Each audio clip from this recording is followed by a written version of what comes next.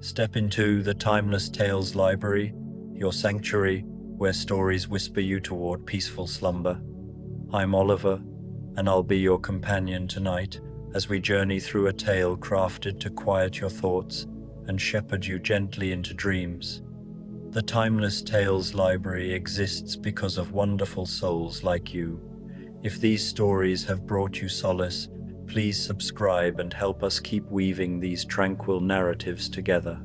Before we begin, take a moment to comment below, tell me which corner of the world you're listening from tonight, and share where you'd love a story to carry you. Perhaps the cherry blossoms of Kyoto, the northern lights dancing over Iceland, a cozy cabin in the Swiss Alps, or floating along the canals of Amsterdam. Your wandering thoughts help illuminate the path for future tales in our cherished library.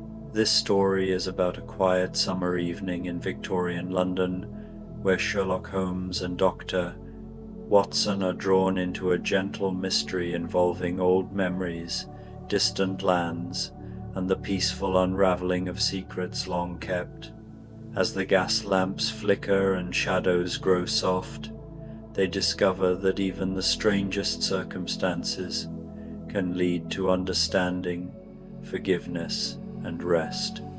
Now, close your eyes and breathe slowly. Let the weight of the day lift from your shoulders. Tonight, you are wandering into the celestial wing of the Timeless Tales Library. Here, shelves stretch skyward, filled with books that shimmer like starlight. Every volume holds a story written among constellations, planets, and distant galaxies. The air is quiet but alive with the hum of distant stars, guiding your mind into wonder. Feel your body sink into the safety of your bed, your private nook in this cosmic hall. Release your toes, your fingers, your shoulders. Let the gentle calm of the universe settle into you as your imagination drifts among the starlit pages. Turn the first page and float among the constellations. Let the stories guide you through a night of gentle exploration and quiet amazement. Fall asleep to Sherlock Holmes, the mystery of the crooked man. The evening settles over Baker Street like a velvet curtain, soft and deep. You find yourself in that familiar sitting room, where the fire burns low in the grate, casting amber shadows that dance lazily across the wallpaper. The air is warm, comfortable, filled with the faint scent of pipe tobacco and old books. Outside, London hums its distant lullaby, the clip-clop of a late hansom cab on cobblestones, the murmur of voices fading into the summer night. Dr. John Watson sits in his customary chair, the worn leather creaking gently as he shifts his weight. His medical bag rests by his feet, and in his hands a newspaper rustles softly, though he has read the same page 3 times without absorbing a single word.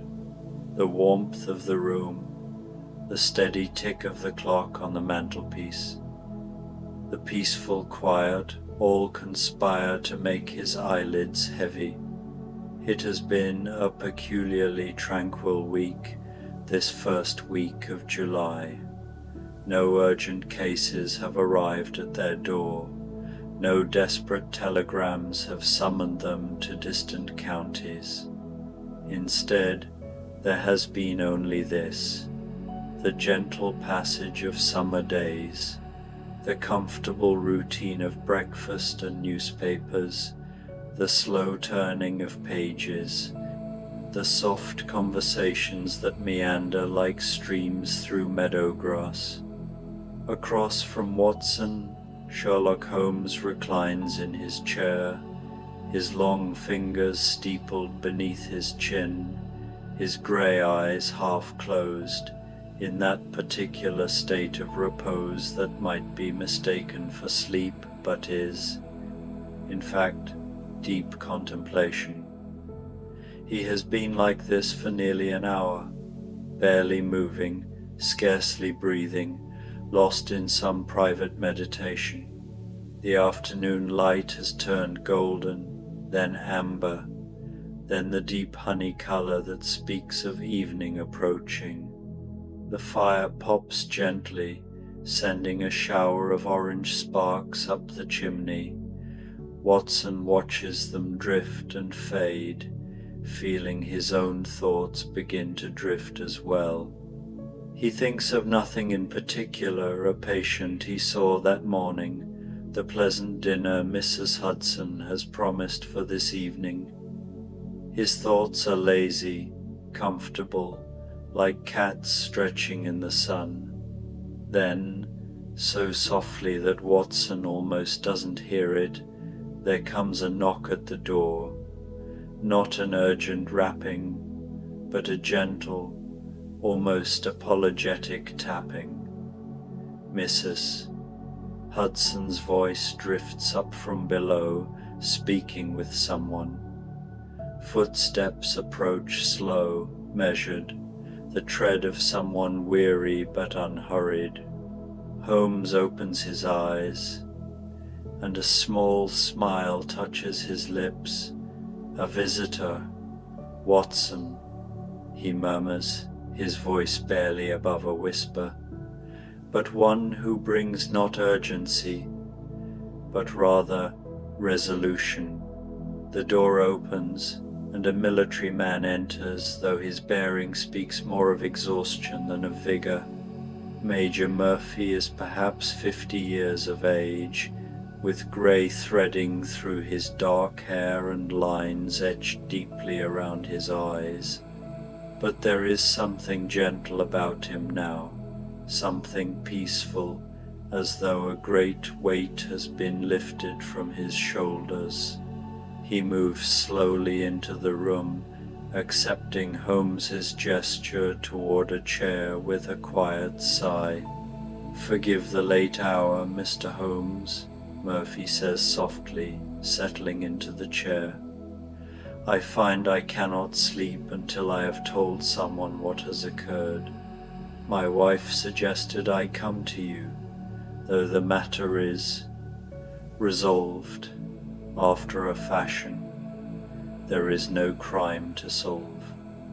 I simply need to speak of it, to give voice to these events before I can lay them to rest." Holmes nods, his voice soothing. "Please, Major, tell us in your own time. There is no hurry here. The night is long, and we are entirely at your disposal." Watson sets aside his newspaper, leaning back in his chair, letting the Major's words wash over him like a gentle stream. "The story that unfolds is strange, yes, but told in such quiet tones, with such evident relief, that it becomes almost dreamlike in its telling." The Major speaks of his regiment, years ago, in India. He describes the heat there, but not harshly, rather. He paints it as a golden, drowsy heat, the kind that makes everything move slowly, where even time itself seems to pause and shimmer. He speaks of dusty parade grounds and neat bungalows with gardens where roses struggled to bloom. "There was a man," Murphy says softly, his eyes distant, "Colonel James Berkeley. We were young officers together, friends, or so I believed. And there was a woman, Nancy Devoy, she was then. Beautiful, kind, intelligent. We met at a dance at the officers' club, all of us in our dress uniforms despite the heat." He pauses, and a small, sad smile touches his lips. "Nancy and I, we had an understanding, nothing formal yet, but it was known that we intended to marry. She wore a locket I had given her. We would walk together in the evenings, when the worst of the heat had passed, talking of our future, of the life we would build when my commission ended and we could return to England. The Major's voice is so soft now that Watson finds himself leaning forward slightly to catch the words. Outside, the sounds of London have faded further. It is that peculiar hour when the city pauses, taking a breath between the business of the day and the pursuits of the night. But then came the mutiny, Murphy continues, and though the word carries weight, his tone remains gentle. The terrible days of 1857, the rebellion swept across the north of India. Everything changed overnight. Suddenly we were fighting for our lives, for the lives of the civilians we were meant to protect. He falls silent for a moment, and when he speaks again, his voice is even quieter.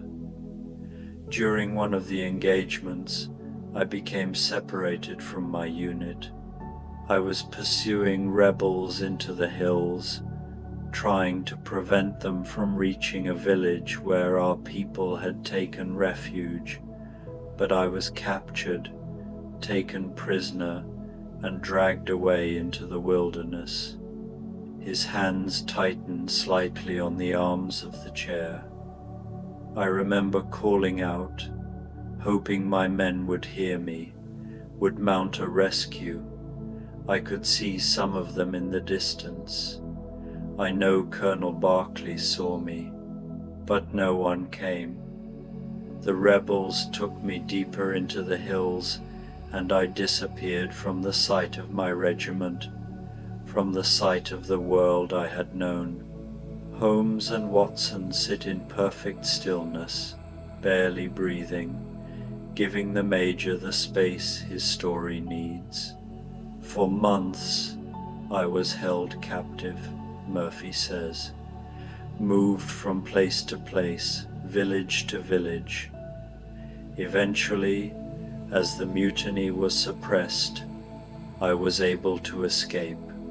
But by then, more than a year had passed. When I finally made my way back to what remained of my regiment, I learned that I had been declared dead. Killed in action, they said. A memorial service had been held. He pauses, and his voice drops to barely more than a whisper. And Nancy, dear Nancy, had mourned me for 6 months, as was proper, and then had accepted a proposal of marriage from Colonel James Berkeley.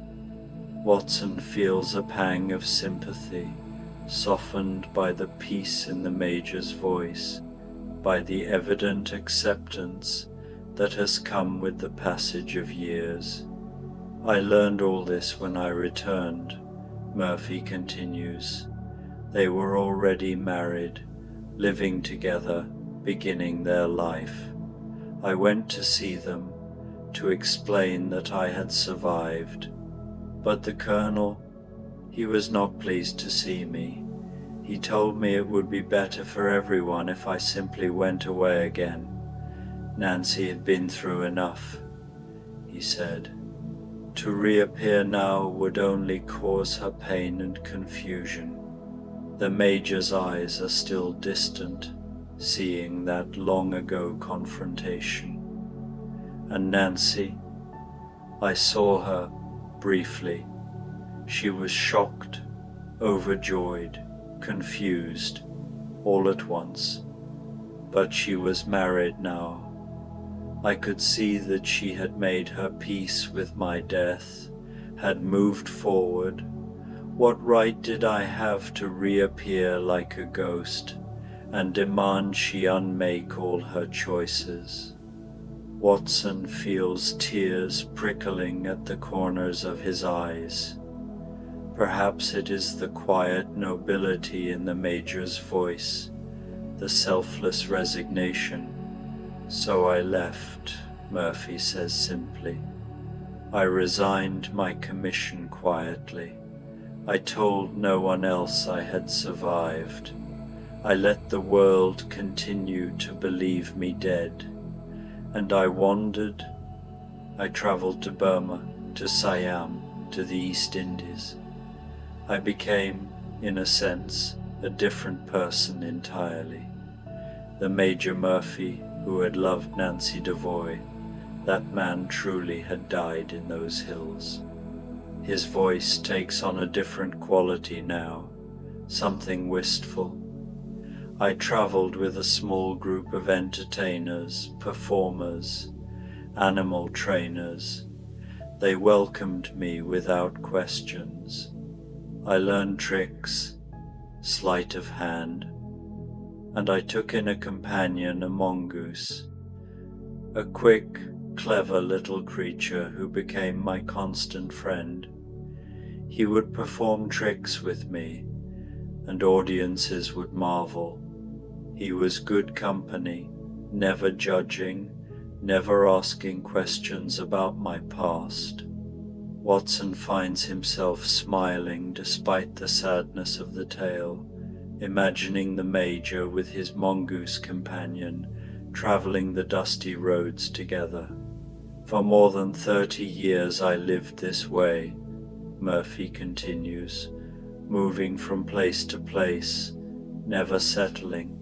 It was a simple life, peaceful even. I convinced myself I was content. The pain of losing Nancy faded to a dull ache I barely noticed anymore. He shifts in his chair, and the movement brings him back to the present, to the warm sitting room in Baker Street. But fate has a way of bringing things full circle. Last month, my travels brought me back to England. My troupe was performing in various towns, and by pure chance or perhaps providence we came to Aldershot.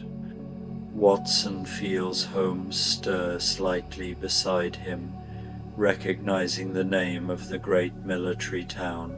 I did not know Nancy and the Colonel had settled there, Murphy says, but one evening, as I was walking with my mongoose, I passed a house with lighted windows, and through one of those windows I saw her, Nancy, older now, grey in her hair, but unmistakably her. She was sitting at a piano, and even from the street I could see that the kindness I had loved had not diminished. The Major's voice catches slightly. I stood there, frozen on the pavement, unable to move, and then she looked up. Our eyes met through the window, and I saw recognition dawn on her face. He pauses, and the room seems to hold its breath. She came to the door, came out into the garden where I waited. We stood there under the apple trees. It was a beautiful garden, full of flowers, peaceful and well tended, and we spoke just for a few minutes, no more. She asked if it was truly me, if I was alive. I told her yes, told her briefly of my travels. I told her I had never meant to intrude on her happiness, that I had stayed away deliberately. Murphy's eyes grow bright with unshed tears. She told me she had thought of me often over the years, had mourned me truly. She told me her life with the Colonel had been complicated, not unhappy exactly, but shadowed somehow by something she could never quite name. The Major falls silent for a long moment. I asked her to forgive me for reappearing. She smiled such a sad, sweet smile, and said there was nothing to forgive. We spoke of old times, of India, of the dreams we had shared. It was peaceful, that conversation, healing in a strange way. Holmes leans forward slightly, his voice gentle. And the Colonel, he saw you there with his wife? Murphy nods slowly. Yes. Through the window, he saw Nancy speaking with a stranger. When she returned inside, he confronted her. I could hear raised voices, though not the words. I should have left then, but something held me there. The Major's hands tighten on the chair arms. The Colonel demanded to know who I was, and Nancy told him the truth, that it was Henry Murphy, alive after all these years. And then, perhaps from the weight of all those years of unspoken questions, she asked him something she had never dared ask before. She asked him if he had known I was alive that day in India, if he had seen me captured and deliberately left me behind. The silence that follows is absolute. Even the fire seems to pause.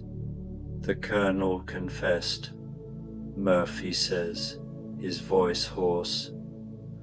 After 30 years of silence, the truth came pouring out. He said yes, he had seen me captured. He had heard me calling for help. He had the means to mount a rescue, but he had wanted me gone, wanted Nancy for himself.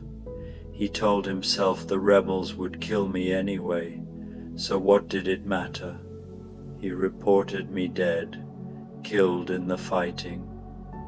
And then he comforted Nancy in her grief, courted her, married her. Watson feels a chill run through him despite the warmth of the room. Nancy was devastated, Murphy continues. All those years, loving a man who had built their marriage on lies and betrayal, the Colonel seemed to crumble under the weight of his confession.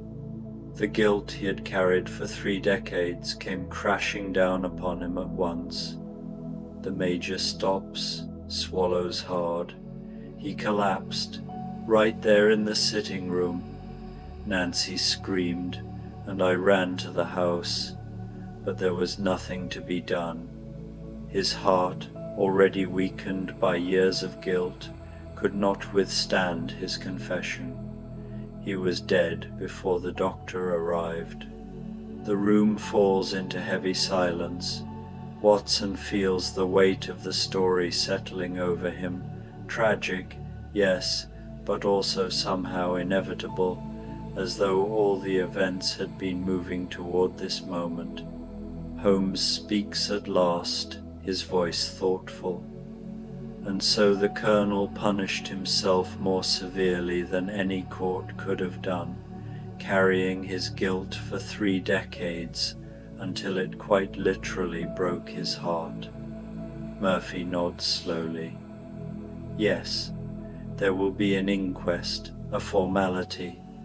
The doctor has certified that the Colonel died of heart failure. There is no suggestion of foul play. My presence in the garden, my conversation with Nancy, these are known, but there is no crime in speaking with an old friend. The Colonel's confession was witnessed only by his wife, and she will not speak of it publicly. What purpose would be served by dragging his name through the mud now? And you, Major? Holmes asks gently. What will you do now? Murphy is quiet for a moment. I will do what I have always done. I will move on. My troop leaves for the coast in 2 days. My mongoose and I, we will continue our travels. I have no wish to remain here to complicate Nancy's life further. She needs time to grieve, to come to terms with what she has learned. Perhaps in time we will correspond, perhaps not. Either way, I am at peace. He rises slowly, like a man who has set down a great burden and is still adjusting to the lightness. I came here tonight because I needed to tell this story to someone who could hear it objectively and bear witness. Thank you for listening. Holmes rises as well, extending his hand. They shake quietly, firmly. Thank you for trusting us with your story, Major, Holmes says. The past is a foreign country, and sometimes it is best not to try to return there. What happened has played out to its natural conclusion. There is nothing more to be done except to remember, to understand, and to forgive. Forgive, Murphy repeats softly. Yes, I forgave James Barclay long ago, though I did not know then what I was forgiving him for, and strangely, I find I can forgive him for this too. I am still alive, after all. I have lived a life, and he paid for his choice every day for 30 years. His punishment was far greater than any I could have wished upon him. Watson speaks for the first time in many minutes. And Nancy, will she be all right? Murphy smiles faintly. Nancy is stronger than she appears. She has already survived believing me dead once. She will survive this too, and perhaps, in time, she will find peace as well. Truth, even painful truth, is its own kind of liberation. He moves toward the door, then pauses. Thank you, gentlemen, for listening, for understanding. I can sleep now, I think. For the first time in many nights, I believe I can truly sleep. And with that, the Major takes his leave, his footsteps receding slowly down the stairs, out into the summer night.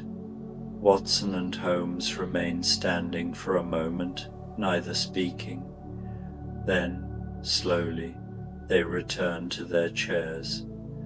The fire has burned very low now, just embers glowing faintly in the grate.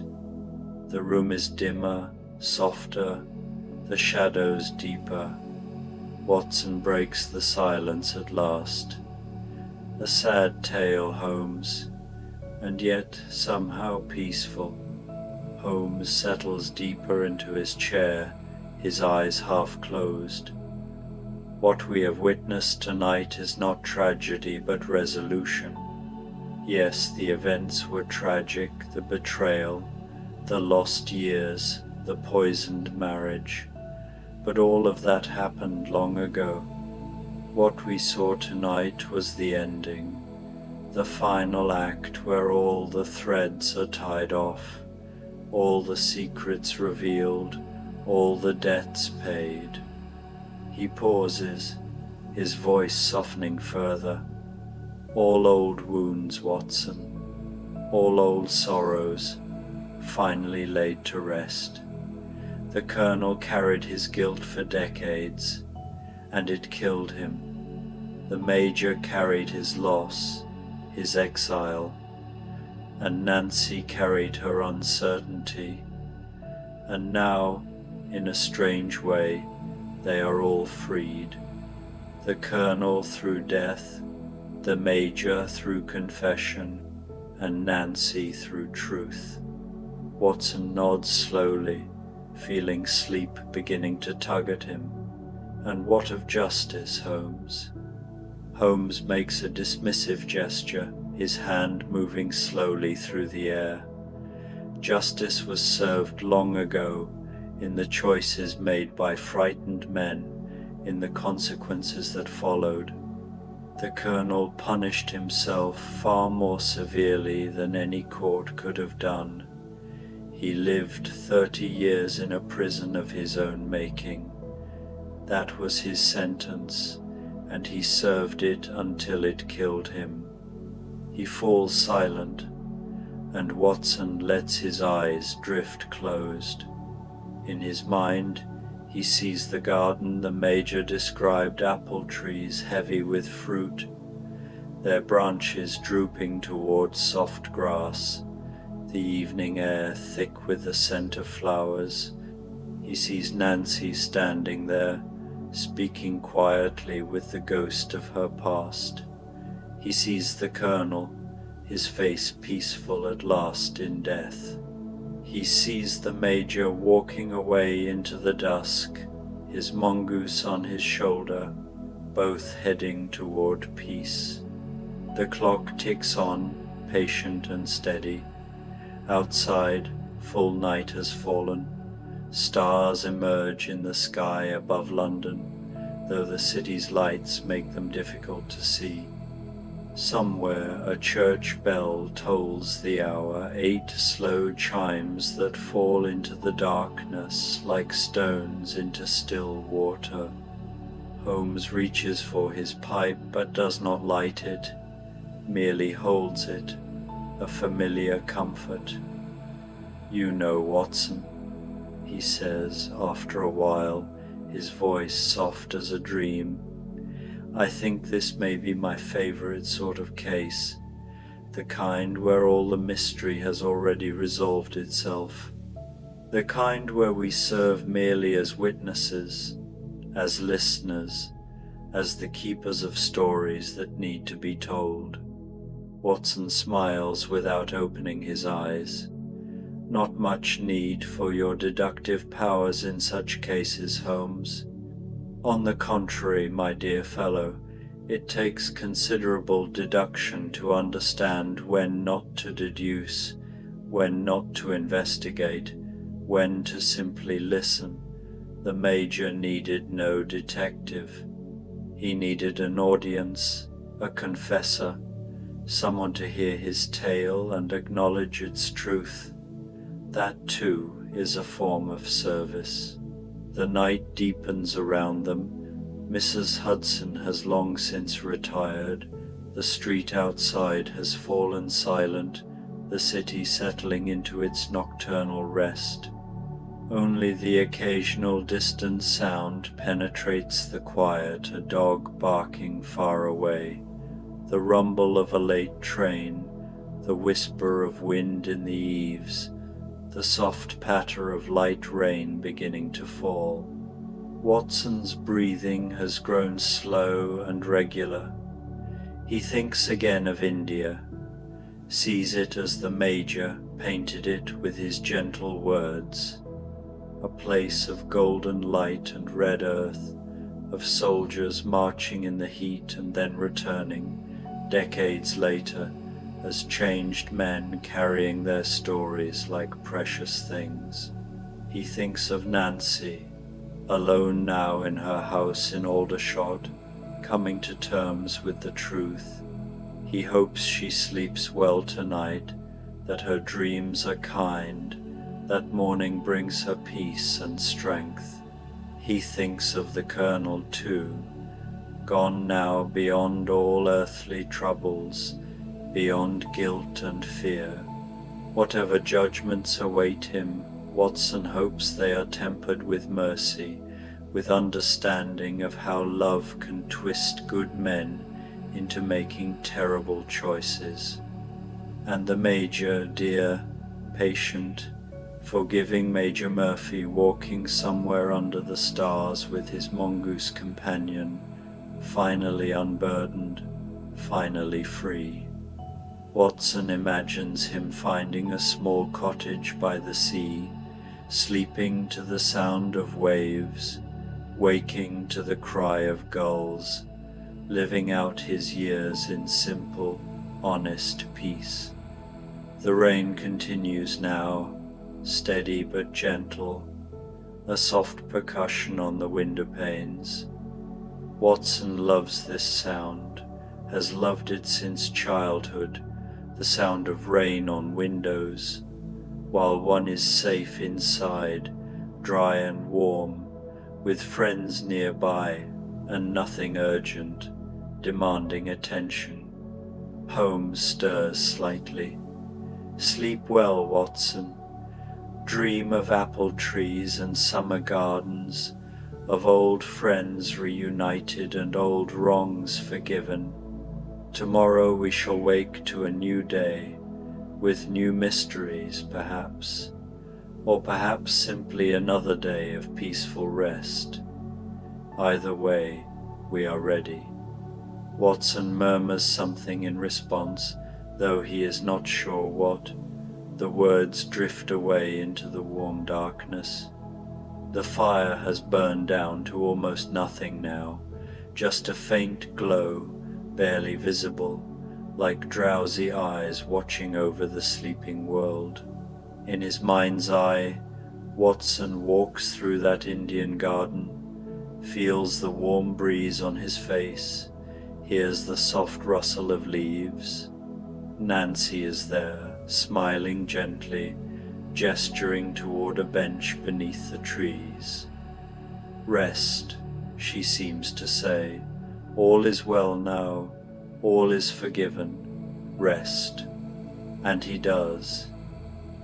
In his chair in Baker Street, with Holmes opposite, with London sleeping around them like a great contented cat, Watson rests. His breathing is deep and even, his face peaceful, his hands relaxed. Holmes watches him for a moment, his keen eyes soft with affection.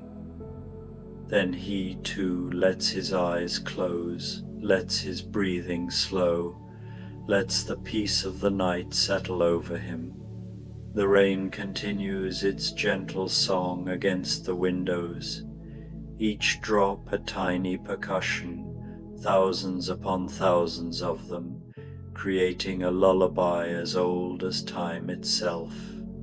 The sound fills the room, fills the mind, washes away thought, washes away worry, washes away everything but this, the present moment, the warm room, the two friends at rest. Time passes, though it hardly matters how much. The fire dies completely. The rain slows, then stops, leaving only the occasional drip from the eaves. The clouds part, and stars shine down, cold and distant and beautiful. Watson dreams, though he will not remember his dreams when he wakes. He dreams of gardens and journeys, of soldiers coming home, of secrets finally told, and burdens finally laid down. He dreams of a mongoose with bright eyes, of apple trees in bloom, of a woman standing at a window watching the stars. The dreams are gentle, healing, asking nothing of him. They simply are, and that is enough. Holmes does not dream, or if he does, his dreams are different abstract patterns of thought, melodies half heard and never quite remembered. His mind, even in sleep, continues its quiet work, but gently now, without urgency, just the quiet hum of consciousness at rest. The night deepens further. 2 o'clock comes, then 3. The city sleeps, millions of souls in their beds, in their dreams.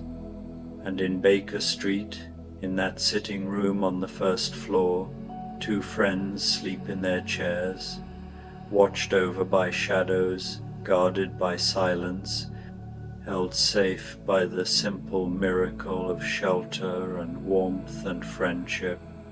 The mystery of the crooked man is no mystery at all, really.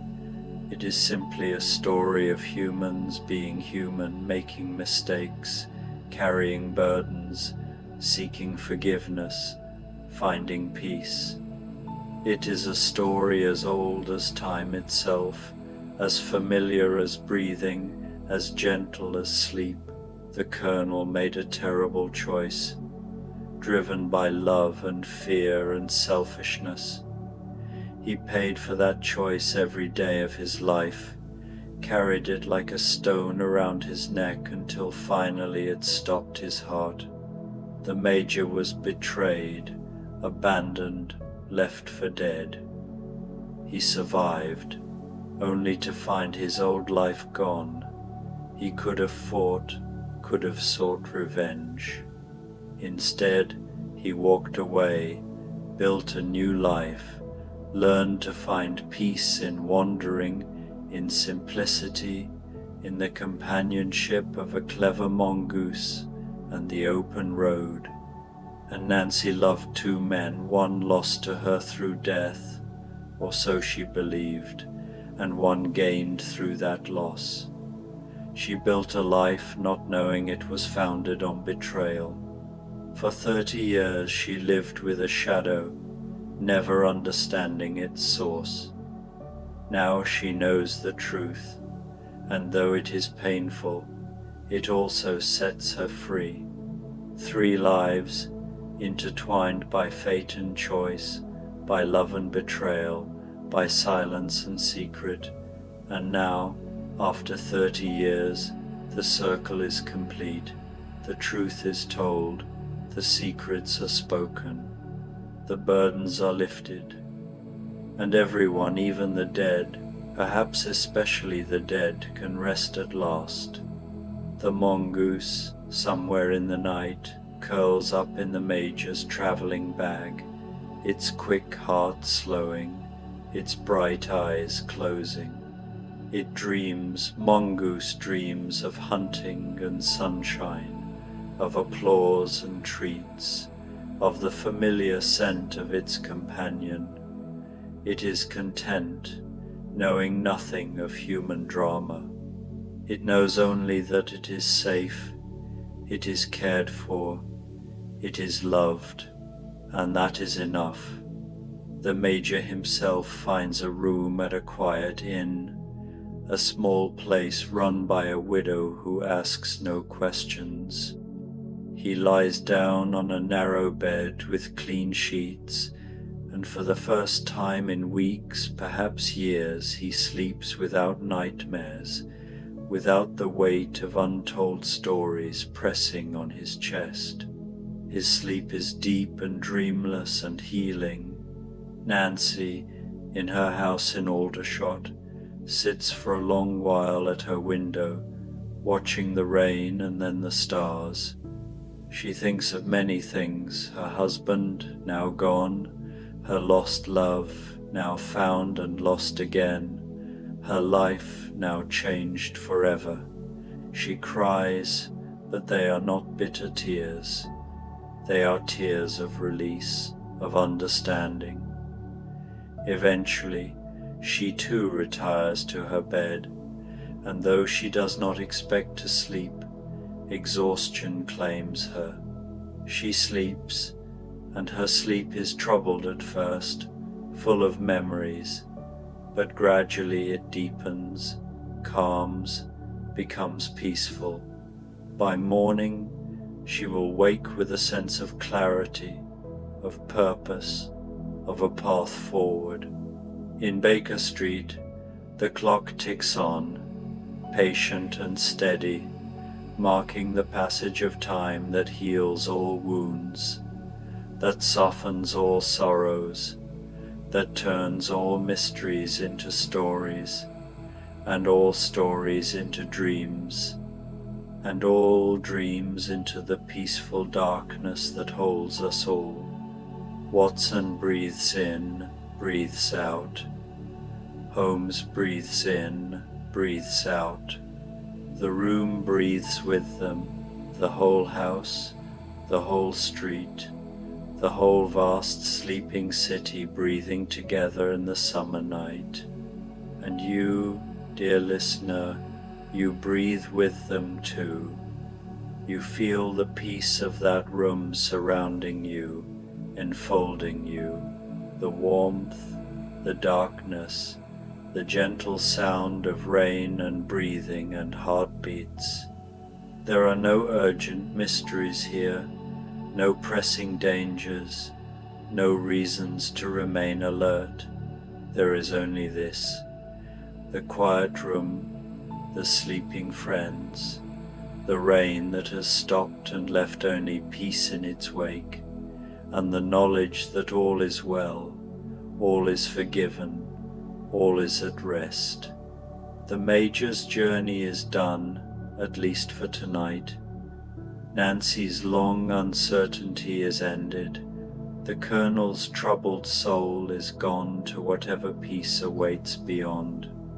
And Holmes and Watson, those faithful companions, those witnesses to the human condition, they rest too, secure in their friendship, in their purpose, in the simple comfort of knowing they have listened, they have understood, they have offered the service of their attention and compassion. Let your own breathing slow now, matching theirs, slow and deep and easy, in and out, in and out, just breathing, just being, just resting in this moment that stretches on like a road with no ending, like a river flowing to the sea, like sleep itself, infinite and gentle and kind. Let your own thoughts drift away now, like leaves on water, like clouds across the sky, like smoke dissolving into air. You don't need to hold on to them. They'll be there tomorrow if you need them. Tonight, just let them go. Let them float away into the darkness, into the peace, into the soft embrace of sleep that has been waiting patiently for you. There is nothing you need to remember, nothing you need to solve, nothing you need to understand beyond this. That peace comes to all who wait, that forgiveness is always possible, that every story, no matter how tangled, can find its ending in rest. The Major found his peace in confession, in being heard. The Colonel found his in release from guilt. Nancy found hers in truth. And you can find yours here, now, in this quiet darkness, in this safe space, in this gentle story that asks nothing except that you rest, that you breathe, that you let go. The shadows in the room have stopped moving, or perhaps they move so slowly the movement cannot be seen. They are not frightening, these shadows. They are friends, guardians, the soft darkness that tucks the world into bed each night, that covers the sleeping earth like a blanket. And morning will come, it always does. But that is far away yet, wonderfully far away. There are hours and hours of soft darkness still to come, hours of peace, of restoration, of dreams so gentle they barely register as dreams at all. Baker Street sleeps, London sleeps, England sleeps. The world turns quietly in the darkness, carrying its billions of souls through the night. But that is for later, for tomorrow. Right now, there is only this: the present moment, eternal and complete, perfect in its simplicity. Holmes and Watson will wake eventually, when morning light comes filtering through the curtains, when the sounds of the city drift up from below. They will stretch and yawn, a bit stiff from sleeping in chairs, but not uncomfortable. They will exchange glances and smile, remembering the Major's visit, his story, the peaceful resolution. They will have breakfast together, read the papers, discuss the day ahead. Life will go on, as it always does, but for now they sleep, and the Major sleeps, and Nancy sleeps, and the mongoose sleeps, curled in its bag. And all across the city, all across the world, people sleep, each carrying their own stories, their own burdens, their own hopes and dreams.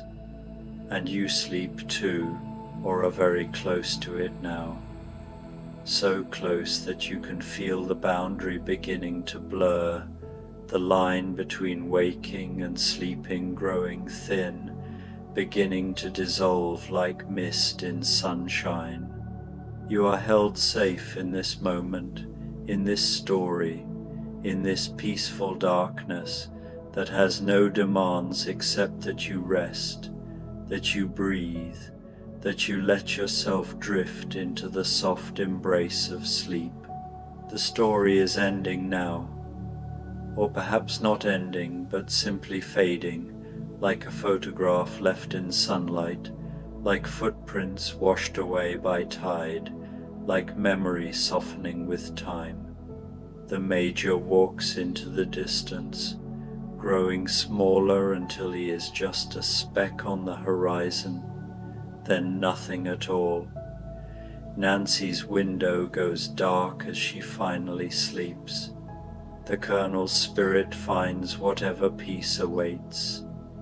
Holmes and Watson breathe steadily, two friends at rest, two souls at peace. And Baker Street is quiet at last. Perfectly, completely, beautifully quiet. The clock has stopped its ticking, or perhaps you have simply stopped hearing it. The shadows have stopped moving, or perhaps they have always been still. The rain has ended, leaving only the clean smell of water on stone, of the city washed clean, of the world made new. All the mysteries are solved, all the stories are told, all the restless souls have found their rest at last. And so, now, should you. Let go now. Let go of the story. Let go of the room. Let go of Baker Street and London. Let go of thinking and analyzing and wondering. Let go of everything except this simple act of breathing, of being, of resting in the darkness that holds you safe. Good night, dear listener. Good night to Holmes and Watson, sleeping in their chairs. Good night to the Major and his mongoose, travelling toward morning. Good night to Nancy, finding peace at last. Good night to the Colonel, wherever his spirit has gone. Good night to the city, to the world, to all the sleeping souls. Good night. Let the story fade now. Let the words fade. Let even the sound of my voice fade into silence, into peace, into the soft darkness where all things rest, where all things are held, where all things are finally, gently, perfectly still. The mystery is solved. The tale is told. The night is yours. Sleep well, dear friend. Sleep deeply. Sleep peacefully. Dream of apple trees and summer gardens, of old wrongs forgiven and new paths opening, of journeys ending and journeys beginning, of rest earned and peace found. All is well now. All is well. All is well. Rest now. Rest. Sleep.